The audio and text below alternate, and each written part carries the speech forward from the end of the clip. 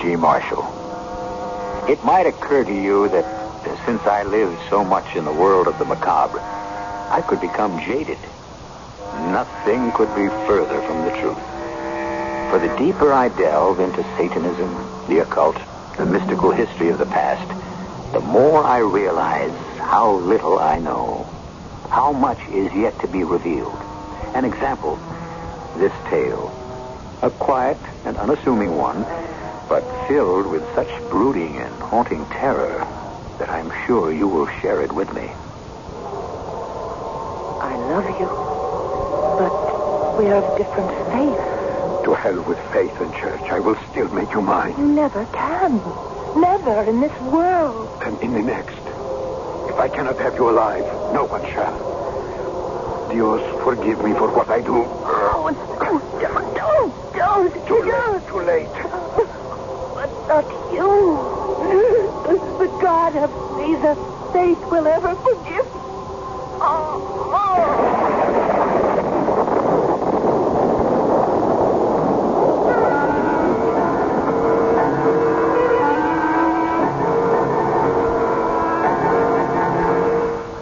Our mystery drama, Never in This World, was written especially for the Mystery Theater by Ian Martin and stars Alexander Scorby.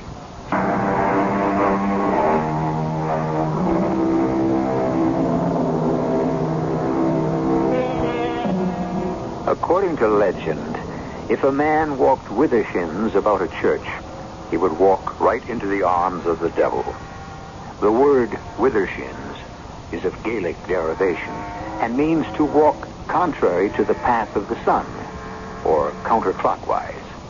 This is the story of an American of Scottish background who, on an idle fancy, challenged the legend at the beginning of this century and stirred up old ghosts from 2 centuries before. Oh, there, girl. Steady on now.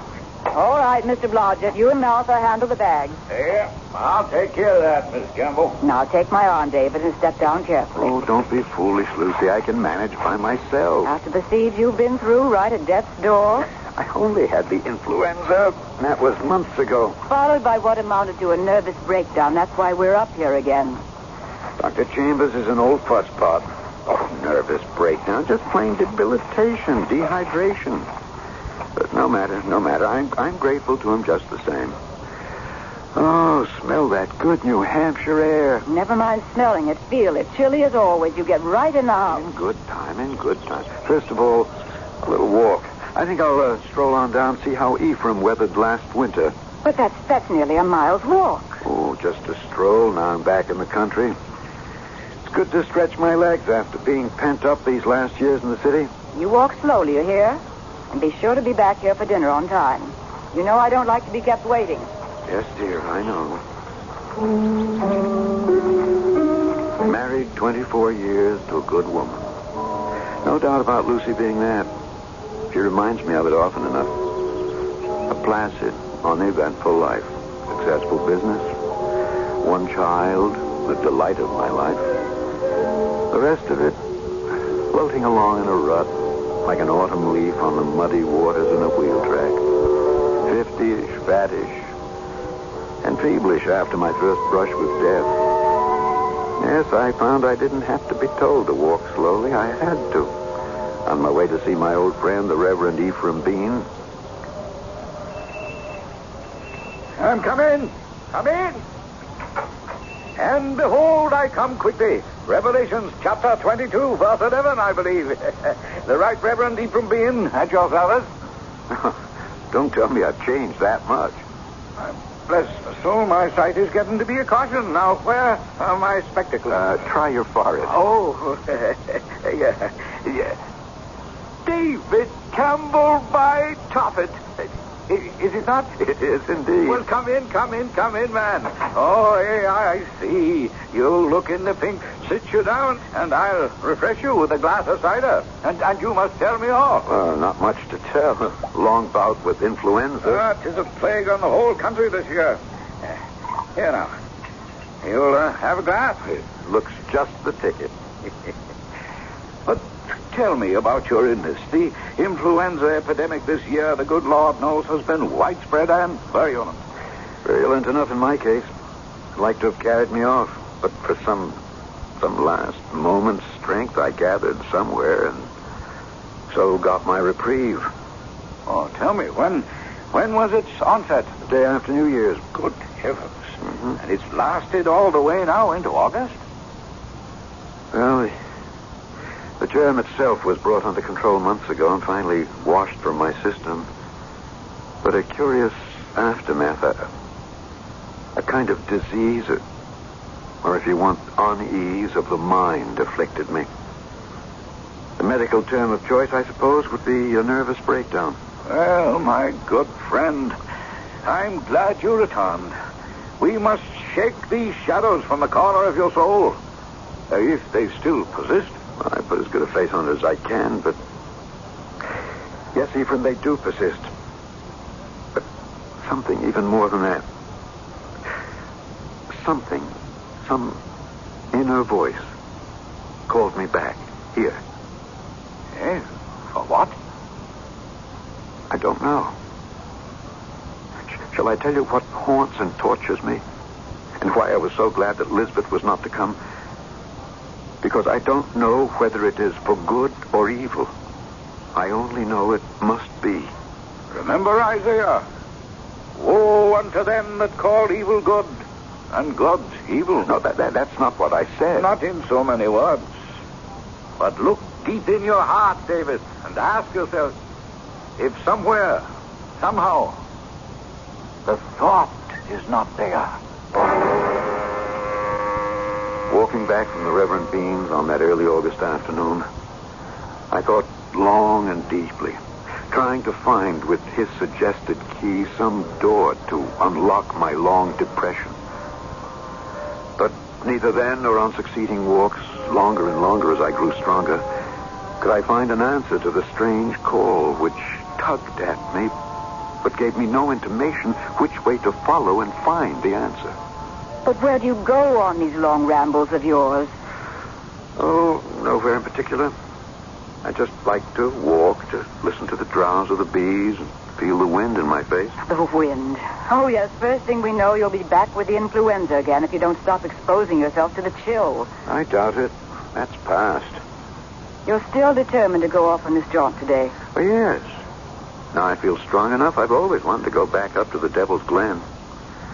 Oh, so many happy times there with Lisbeth when she was a child. Well, you have your lunch all packed up that Martha made for you. Yes, Lucy? Now, don't dilly-dally till too late. Martha says her rheumatism is acting up, and that means a thunderstorm is on the way. It was a glorious Sunday afternoon.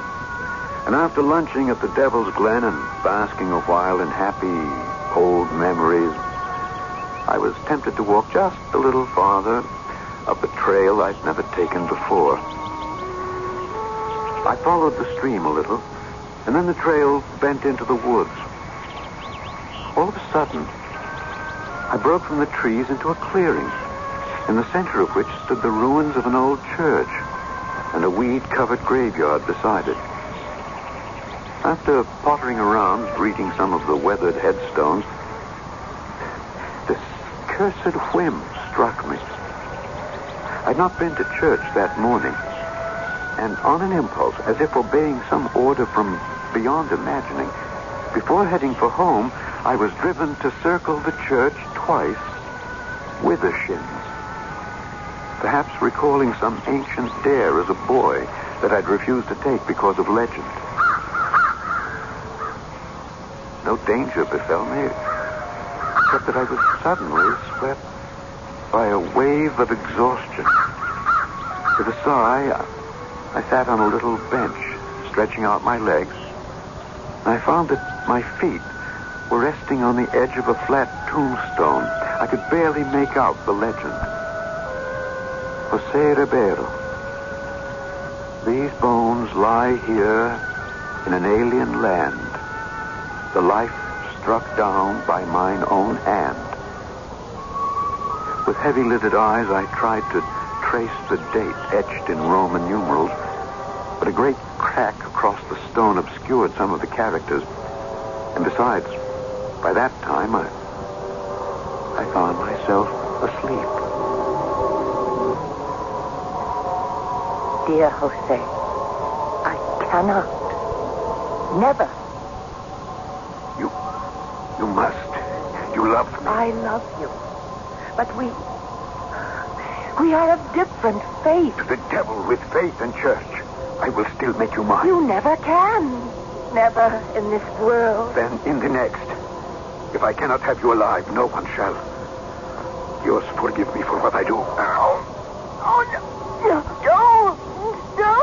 It's too late. It's not you.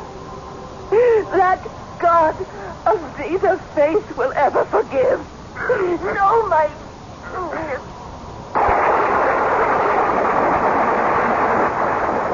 I was literally galvanized awake by a bolt of lightning which must have hit the tree.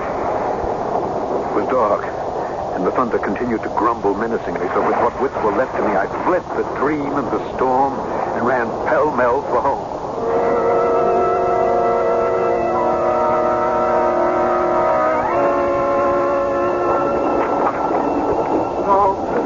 Letting myself in, I could hear my wife hectoring poor Martha in the kitchen about something.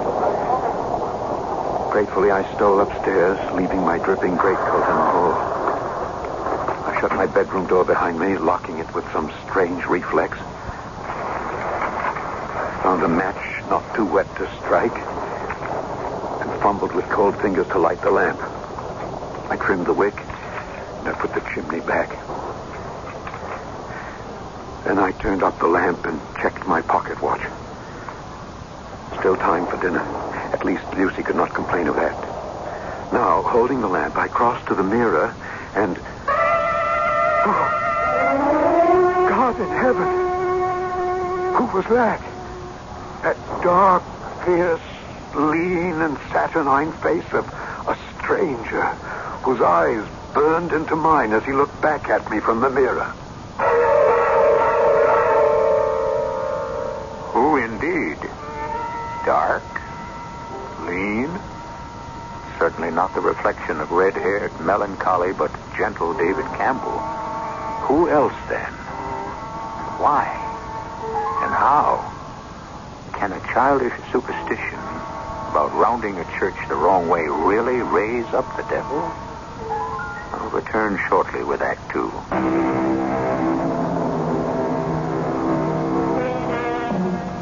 As fascinated as a moth might be, held by the lamp he holds in his hand, David Campbell is transfixed by the reflection in the mirror. The reflection of a man he has never seen before, who differs from him in every respect. Dark brown eyes for Blue, a great beaked nose for his straight one, dark curling hair instead of the familiar soft, straight reddish hair already receding from his brow. Other things, too, he is conscious of. That his clothes hang loosely on him, too short in the sleeve length, and the elastic bands on his trousers stretch to the breaking point to accommodate his extra height. But far more than the physical shock is the profound terror of finding himself someone other than himself. David? David, are you in there? David, why have you locked this door? Why indeed, Lucy? Only thank God I did. Time. Precious time to figure out what... What am I going to say? What can I say? Really, David, this is too mortifying of you. You must be in there. Why don't you answer? I'm not feeling myself right now. Let me in. I want to help. The only way you can help is... Oh, all right, I'll let you in if you do something for me first. What?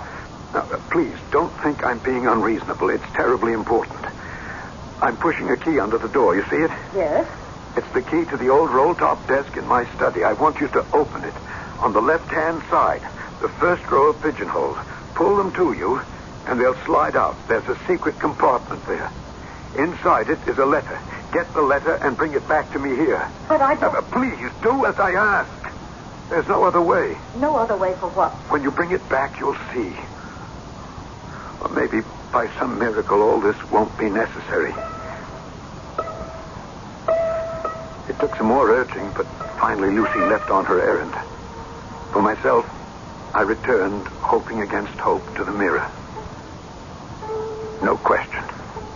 To outward view and sound, I was a different man. But that different man was only a prison, which still held David Campbell. The inner man was still the same. But how to convince anyone else of that? David, I'm back. Yes, Lucy, did you find it? There's no stamp. Instead, 2 Cupid hearts drawn by pen with an arrow piercing them together, right? Yes, when I was young and foolish, I used to do that. One heart has the letters LCM in it, the other DMC. Of course, but David, this is absurd. We both But know. nobody else knows about this letter. I hope not. It begins, David, I know you want to, but I'm tired of waiting for you to ask me. If we are to be in love, why shouldn't we be married? If you won't ask me, I'll ask you. David, hush, Martha might hear. Really? These family secrets shouldn't be spoken out loud. They have to be, otherwise you wouldn't be able to do... David, I can't stand this nonsense anymore. Open this door immediately, or I'll have to send for a doctor. Very well, only wait. Just a moment before you come in. Oh, do stop it. Open the door. Come in, Lucy.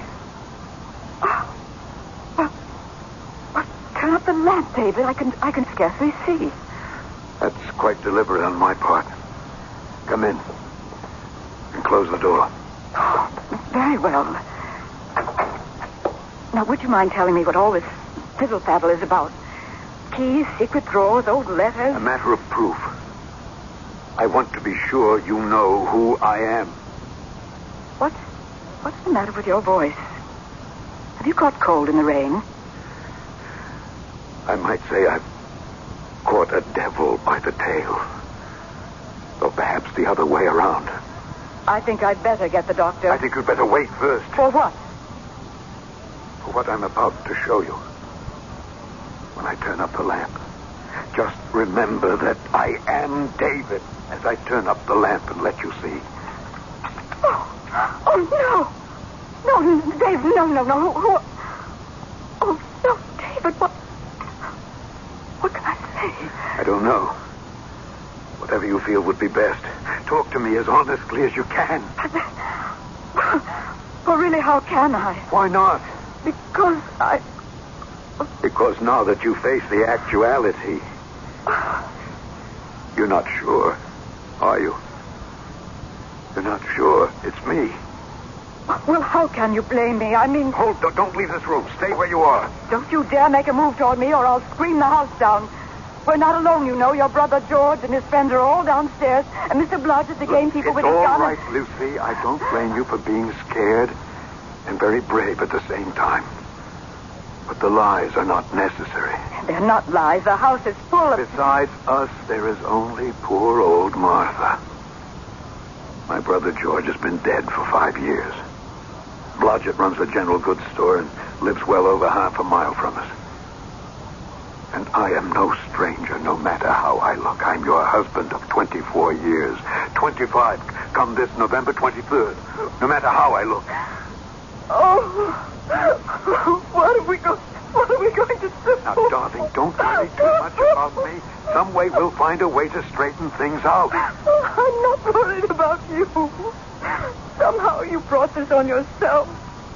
I mean, what are we going to do, Elizabeth and I? What on earth can we say to people? How can we live this down? I think there are more serious problems here to be considered first. I'm not capable of solving them. You need a doctor or perhaps a minister. I'm going to make up the spare room where you can sleep tonight, whoever or whatever you are. Then I'll bring your dinner up to you. And tomorrow, first thing tomorrow, I'm going to the Reverend Bean and tell him everything.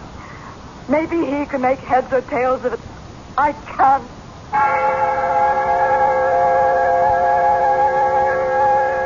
Lucy spoke about you suffering some sort of change that...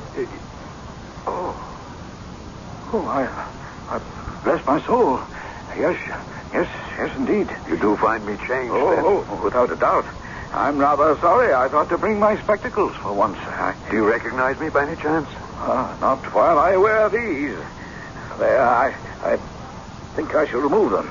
And the shock will be less profound, David. Then you do believe I am David? I am a man of faith. But my looks, my voice... A shock, I admit, when seeing all too clearly. Yes, David, I accept you for who you are. But how can you? Because you asked me to. Tell me, how have you suffered this change? I could feel the sting of tears behind my stranger's eyes at the simple kindness of this good man's faith and his friendly trust. I told him what little I could of my walk that day, of my discovering the ruined church, of my sudden weariness, my sitting by the grave of the man named Jose Ribeiro, my falling asleep, and the waking to the lightning striking the tree. And all the while I told him the hope in my heart was sinking slowly as I watched the expression on that open face, too ingenuous to hide any emotion or thought. Jose Ribeiro? Yes. Never heard of him or any such family here. You don't believe me after all. Did I say that? You didn't have to. I believe the transformation. I believe that no matter how you look or sound, you are my dear friend, David Campbell. Now, other things are something else again. What other things? I've lived here all my life in Tamilworth, man and boy. I know this country like the back of my hand. I've no doubt no one knows it better, Ephraim. But just what are you getting at? The church, ruined or otherwise, the clearing in the forest, the graveyard. A man named Jose Ribeiro. I tell you this solemnly, since I know every tree and trace of all that area.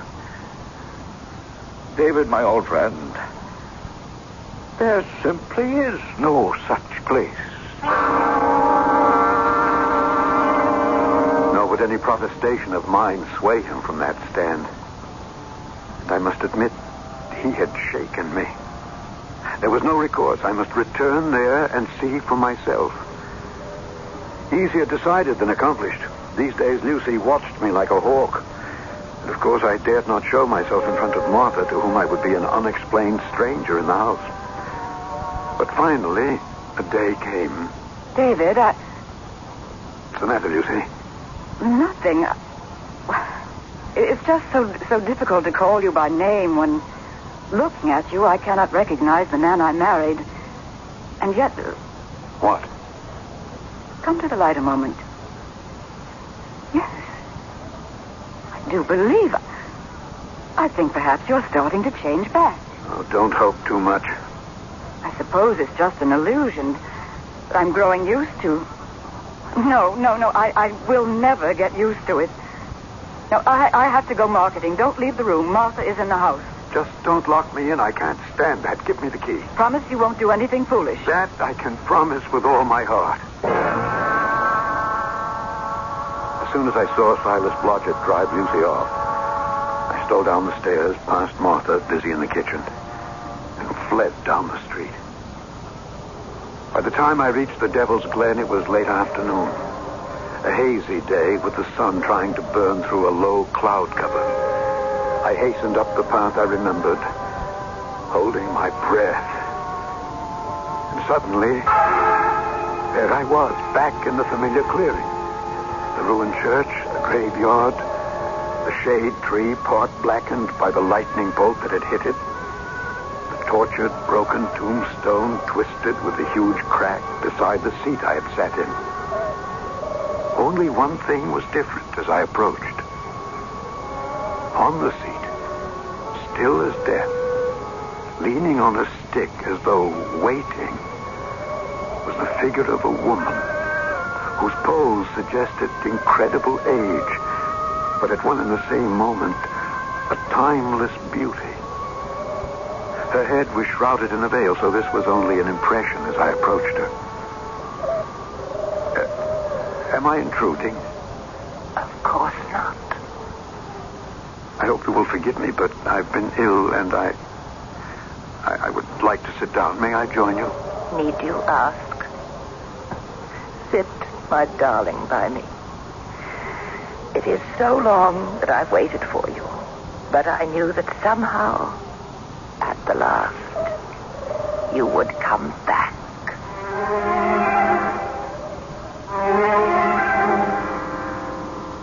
Fantasy or reality? An actual meeting in an actual place? Or some strange fixation of the mind? And if so, on whose part? David? Or the woman who turns, casting the veil aside, a face that is at once as lovely as it is ancient? A woman who, with eyes half shut, might appear to the beholder, as she does to David, the loveliest and most desirable thing in the world. I'll return shortly with Act 3.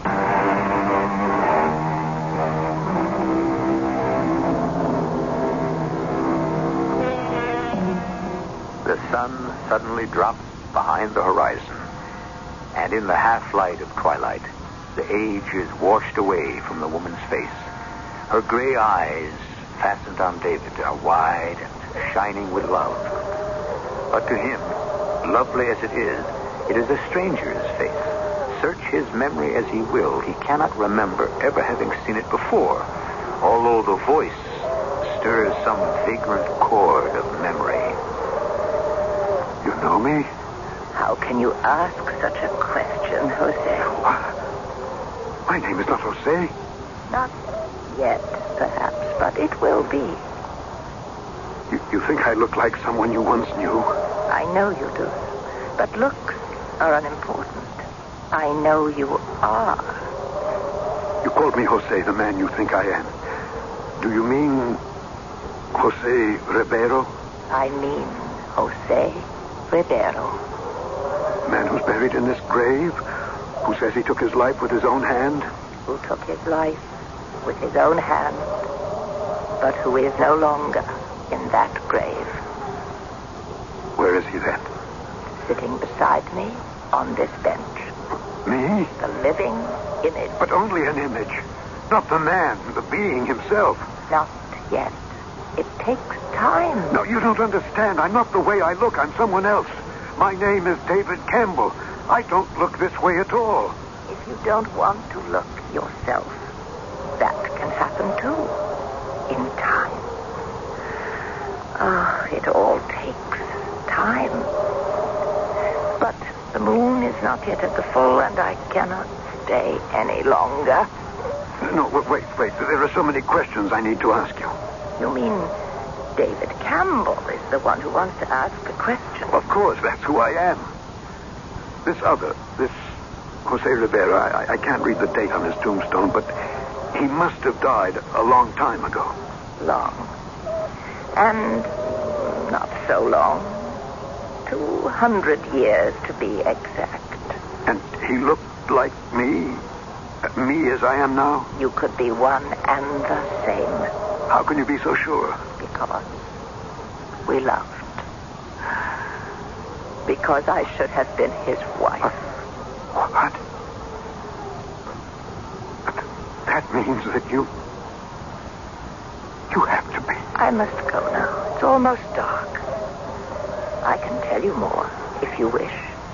As much as you can comprehend. Come to tea. Thursday, but not before twilight. Past the church, take the path to the left, down to the waterfall. It's the second house. White placard. You can't miss it. It's almost underneath the waterfall itself. Oh, wait a minute. I don't even know your name. I'll teach you to remember all. Prudence.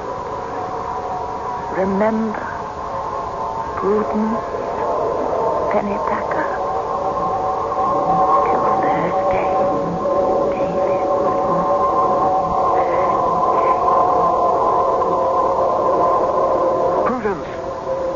Prudence! I was suddenly conscious that the night was of light floated behind my eyes, as they might when closing the lids after watching a shooting star. A sudden idea crossed my mind, but in the dark, it wasn't feasible. Besides, I would be in enough bad odor with Lucy being late to dinner as it was. It could wait till Thursday. I was convinced I knew the answer anyway, to that one question. The others I could hardly wait to pose. I thought I had enough problems on my hands. I didn't reckon on the others that were about to rise. I just can't stand it any longer, David. If you are David, going on with this charade, so I've made all the arrangements. Now, wait a minute. What charade? What do you mean? I can't make up any more lies or half-truths or excuses about you. Martha can't understand why, if you're ill, she can't bring a tray up to you. Cy Blodgett and the others in the village can't imagine if you don't need a doctor why you stay cooped up. Oh, I could go on and on, but I don't intend to. I've spent the day packing us up. We're going back to Boston.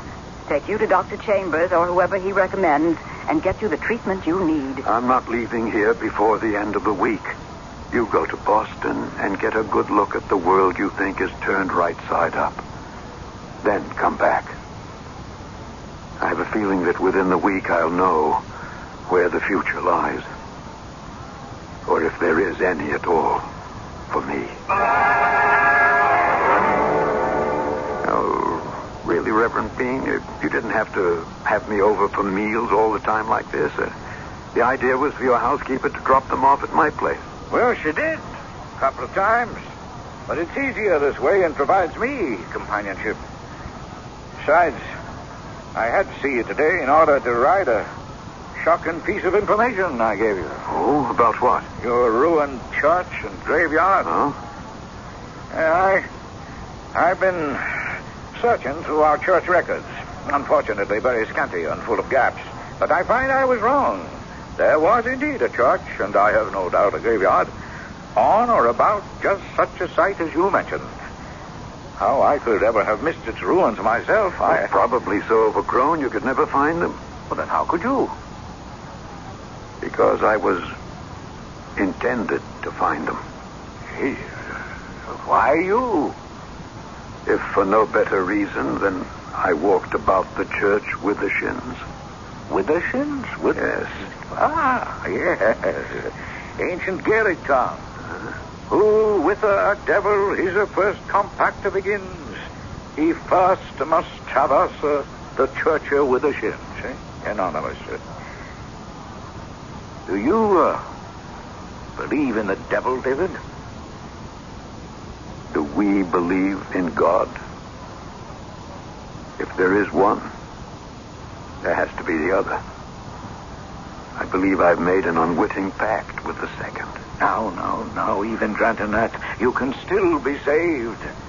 If you were indeed a kind of reincarnation of Saint Aureville, if I remember his name correctly. You do. Then more and more you are throwing off his influence and returning to yourself. Oh, David, I declare, the sun makes your hair seem full red again. And you're getting back your own nice, comfortable, roundy look. So there's still hope for me? Always has been. You say there was such a church, though, as I have described. Oh, dear me, yes. Built and established in 1695 by one Hiram Pennypacker. Pennypacker? That's a curious old name. Very common about these parts once. Still, for that matter. Well, now, you'll join me for dinner. No, Ephraim, good old friend, I think I will make out for myself this evening. Will I see you later? I'm not sure. I may decide to take a long sleep tonight. Lucy's due back in the morning. Ah, then I'll be trotting along. I have a feeling of something undone.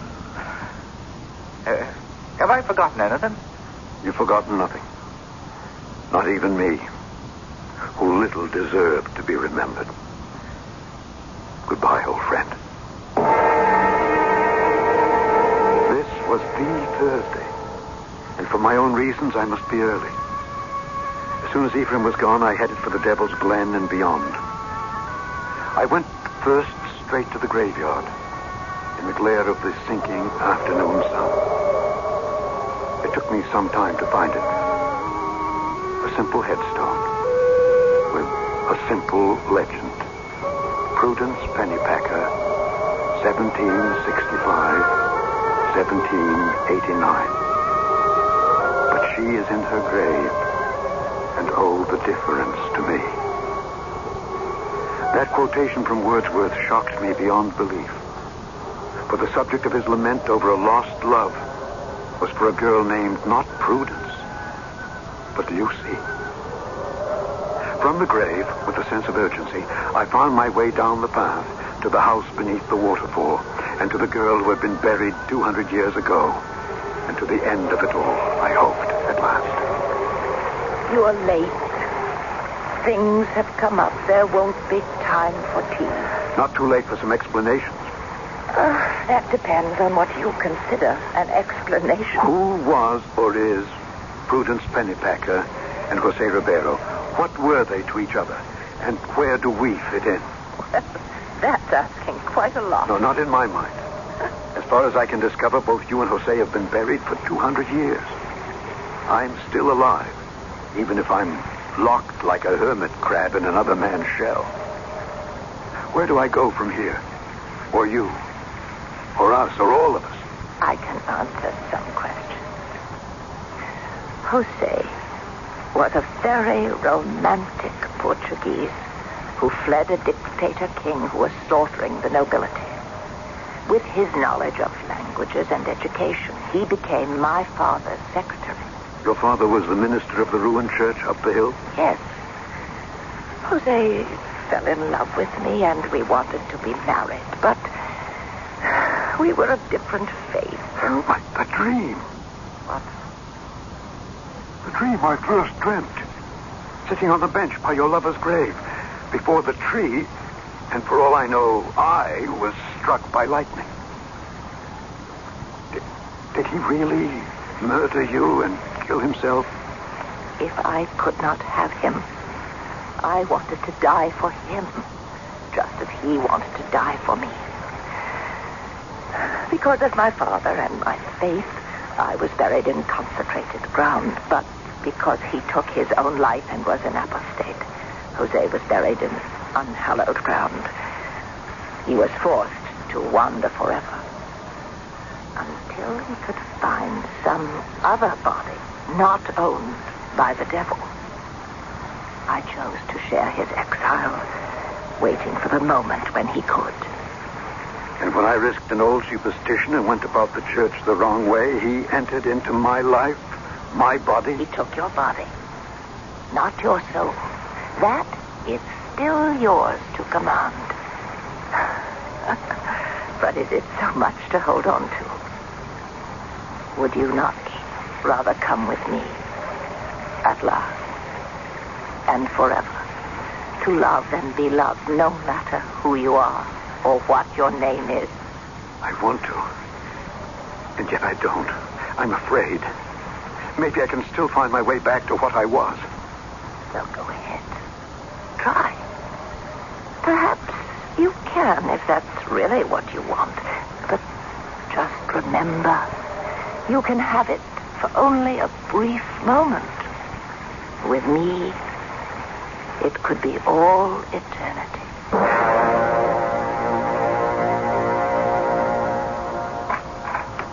David. Oh, God, I've been so worried. Where have you been? To the edge of beyond. What does that mean? It doesn't matter.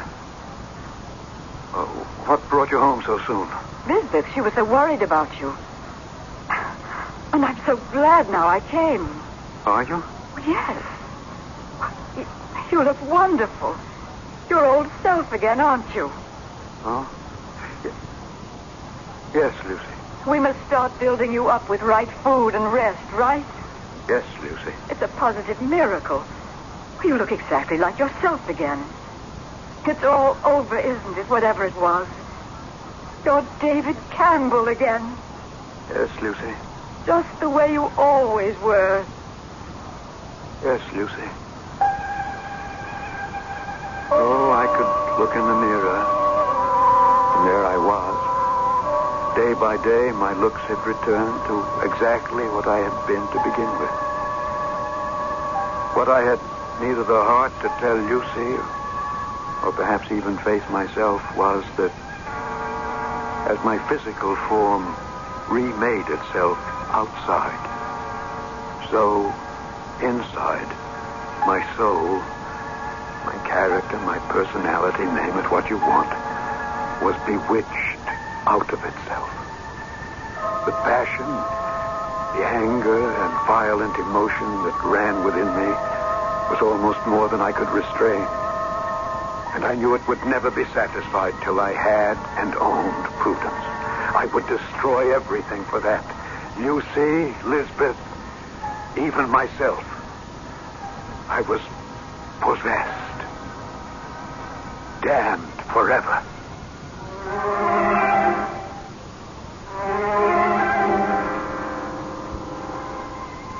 When David Campbell suddenly disappeared, it was the Reverend Ephraim Bean who led the search. A deep instinct told the old man David had returned to the graveyard and the ruined church, but was never found. What was found was David's body, floating in a pool underneath a small waterfall not far above the Devil's Glen. The body lies buried now in one of Boston's most exclusive cemeteries. The body, where the soul has gone, is another question entirely. I'll be back shortly.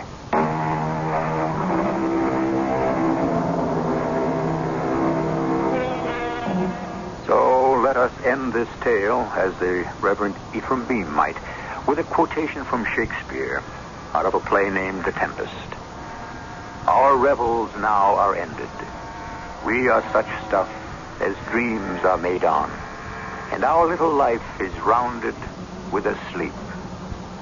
Our cast included Alexander Scorby, Laurie March, Ian Martin, and Marion Seldes. The entire production was under the direction of Himan Brown. And now, a preview of our next tale. Who are you? I'm the girl who gambled and lost. Stop talking in riddles. I'm Althea, Judge, the town girl who wasn't good enough to marry Richard. Dick, what's the meaning of... The meaning is that I promised to pay you back. And I'm giving Dick $1 million to kill you. Well, this is crazy. Show him the revolver, Richard. This is a joke. It's a... Nobody should joke with a loaded .38 in his hand. Dick, after all I've done for you... What have you done for him lately? Yes, I swear to you, I'll leave you everything in my will. Here, I'll even write it out now and sign it. Can you leave him $1 million? No, you don't have that much, and that's my bid. Dick, you can't kill me. I've known you since you were... Shoot him. This is E.G. Marshall inviting you to return to our Mystery Theater for another adventure in the macabre.